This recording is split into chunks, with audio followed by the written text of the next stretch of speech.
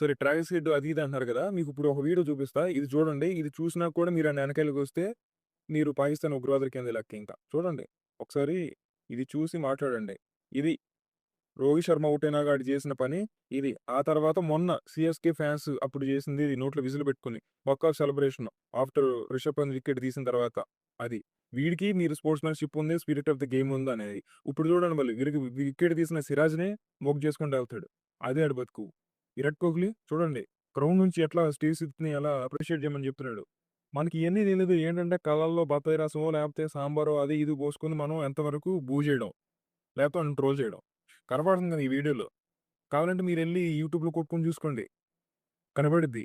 మీ కళ్ళున్నాయి కదా! మీకు చేతులున్నాయి కదా! టైప్ చేసుకోవడానికి. అంతేగాని విరాట్ కోహ్లీకి స్పోర్ట్స్‌మ్యాన్‌షిప్ లేదు.